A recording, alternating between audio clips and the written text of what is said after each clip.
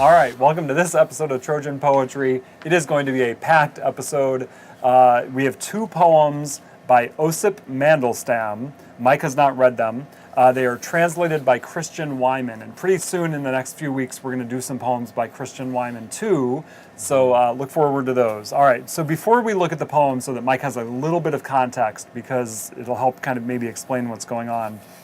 Osip Mandelstam lived from 1891 to 1938. He was a member of the Acmeist movement in Russia, which rejected the symbolists and instead sought, quote, direct expression through images. So they wanted to be simpler and more clear than the symbolists, is my understanding.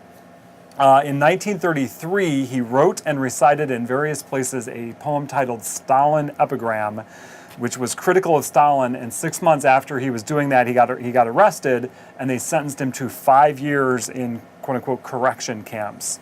And he died in 1938 in one of the camps. He actually was very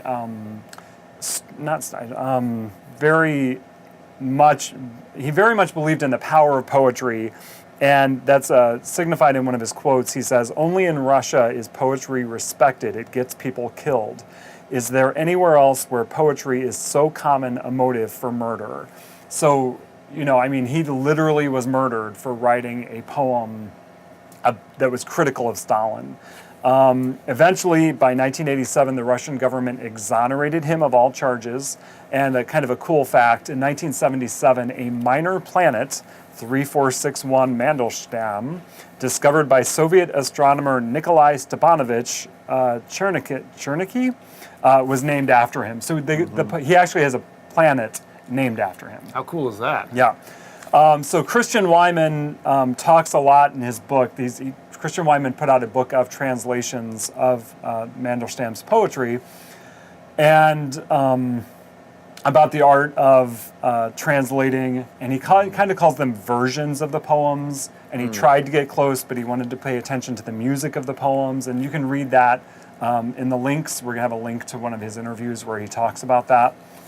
But the first poem was written maybe 6 or 7 months before he died in a camp. So Osip Mandelstam didn't actually write his poetry. He kind of memorized it, and he had to speak it because he couldn't necessarily write the poetry down. So he would have to kind of do it in his head. And then I believe he mailed them to his wife. Right, really? And he was in the camp. Yeah, and then they were destroying his poetry at one point. Some of it was published, then it was banned, and then I think it was republished. But the stuff that was unpublished, she memorized so that she could then later publish it. So it's a fascinating, very sad story, and there's going to be a link to a documentary in the description of the video. That sounds like Fahrenheit 451. Yeah. Where they have to memorize the books to keep them alive. That's what I thought too. That's crazy. Yeah. And she's got a biography out about the whole situation.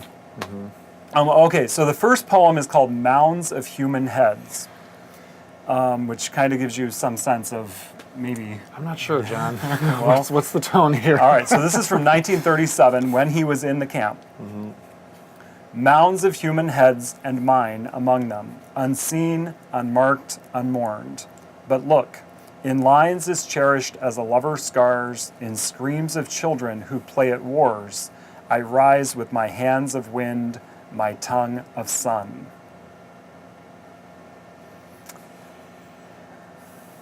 And it just bowls me over. Yeah, well, all the facts that you just said about his life, I mean, that adds so much more power to this, because if I were just to see this, Mounds of Human Heads, I want to read that because the title is kind of shocking, you know.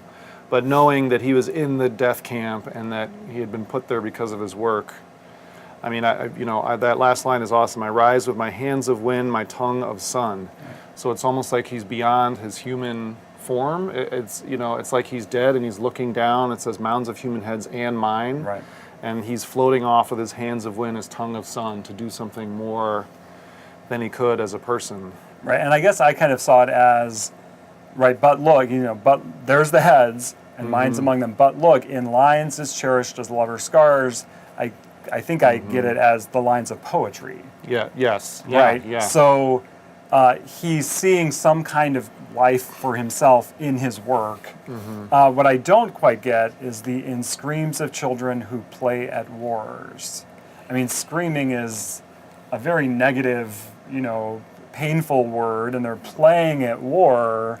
So his voice is both in the poems and it's in the screams of children who are playing war. I mean, if anybody doesn't probably want people to play war, it would be the guy who is in the death camp. right in the camp. Well, It wasn't one of the. I mean, it was a quote unquote. it was a correction Stalin, camp or a which war was camp. pretty much the same thing, the Gulag right. and all that. Yeah. Well, I think that that's in screams of children who play at war. So kids are playing, they're having a good time, and maybe this is an anti-war poem or an camp poem, and so maybe he's saying that children don't yet realize what war is. They play at war. Right. And in their screams, hopefully they'll remember my work, or they'll remember me and realize how horrifying it is. Right. Because that's where you will find his hands of wind and his tongue of sun. And what a powerful pair of images, right? My hands of wind. And because wind, sweeps across the land, right, powerfully, and the sun is so hot. And his tongue, being speech, like his speaking. Right. And I've read some of the other poems in the collection, Stolen Air, which is by Christian Wiman's translations of Mandelstam's poems. Right, that he still has a tongue, like he will continue speaking. Right, nothing can somehow. Stop him. That quest, and he's writing this in the camp, looking for some way to imagine escape, a life, right, or escape. some sense of continuing on. And then as I was doing some research. We'll put the picture up here on the screen. Somebody said the poem might have been inspired by this picture called The Apotheosis of War from 1871 by Vasily Vereshchagin. And I apologize again if I got the name wrong. Which is as you can see, a mound of human skulls. And that was from 1871. The poem was from 1937. So Mandelstam might have seen the picture. Right, and had that in mind. Yeah, I was reflecting on it. I mean, that's a pretty dark, bleak image. It's just crows and skulls, really, and dead trees. Right. But that sense that there is that sky. Right, and the birds are flying off into the distance. Because the skulls have been picked clean. I mean, there's nothing left. Yeah. So, I know this is a very dark poem, and I wanted to do two poems because the next poem, which is some people think is his last poem, right? There's actually some sense or some evidence maybe that this is his last poem. Again, from 1937, is called "And I Was Alive." So this is "And I Was Alive" by Osip Mandelstam, translated by Christian Wiman. And I was alive in the blizzard of the blossoming pear. Myself I stood in the storm of the bird cherry tree. It was all leaf life and star shower, unerring, self-shattering power, and it was all aimed at me. What is this dire delight, flowering, fleeing, always earth? What is being? What is truth? Blossoms, rupture and rapture the air, all hover and hammer, time intensified and time intolerable, sweetness raveling rot. It is now, it is not.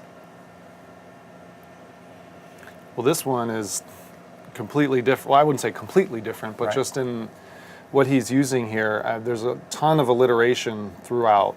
The rhythm, right? Right. Like the sound. The dire delight, the flowering, internal fleeing, rhymes. Yeah. Intensified, intolerable, rupture and rapture, right? Blizzard of blossoming. So he was, So he was really on a roll there, and it just creates all of these cool images. The blizzard of the blossoming pear. I can see like those flowers, the blossoms, and the pears beginning to form. The storm of the bird cherry tree. And so I looked up a bird cherry tree. Yeah, we'll put up a bird cherry tree, but it also is very beautiful. And so the picture I have for this one is actually, it's by Monet, and it is a picture of a blossoming pear tree. Oh, there you go. So this is a beautiful painting. Yeah. I didn't really know what a blossoming pear tree would look like, so I found this portrayal of one. And I saw some pictures of the bird cherry tree, but clearly Mandelstam, possibly his last poem, is this rapturous, gorgeous poem about being alive, right? I mean, and the way he starts in the middle, and I was alive, right? Like that affirmation of the beautiful, right? Right. Things that he's trying to Right. pull himself out of, maybe the situation that he's in. And at this point, he had been in the camps for 3 or 4 years. Yeah. Right. So, Well, what you said about rapture there, Right. blossoms, rupture, and rapture, they are all hover and hammer, time intensified and time intolerable, if I can talk, sweetness, raveling, rot. So he's got those Right. opposites paired together, Right. right? Intensified and intolerable. So I picture obviously time intolerable, his time in the camp. Right. Sweetness, raveling, rot. So even though, and then the last line when he says it is now, it is not. It's like he's picturing in his mind right now, but I know it's not. It's not real. Compared to the first poem, I mean, that's a beautiful way to end, Right. And if that was his last poem. Right, and I wanted both of them so that, like clearly the misery, but the attempt to find some kind of meaning or continuing on in the first one, and then the second one, that kind of rhapsodic vision. Yeah, to overcome what Right. he's experiencing. It reminds me of Viktor Frankl talking about, he was a Holocaust survivor, and he talks about how he made something good out of his experiences there, and how he was able to continue on, despite everything that happened to him. So Yeah, so I mean, I don't know what more there is to say other than like a fascinating poet. Christian Wiman's translations or versions are incredibly, I think, moving and powerful, and I'm really excited about reading the rest of the book and learning more about him. So hopefully you'll check him out. Thanks for watching. Please join the conversation in the comments on YouTube or on Twitter at Trojan Poetry DGN. Also check out our website at trojanpoetrydgn.blogspot.com.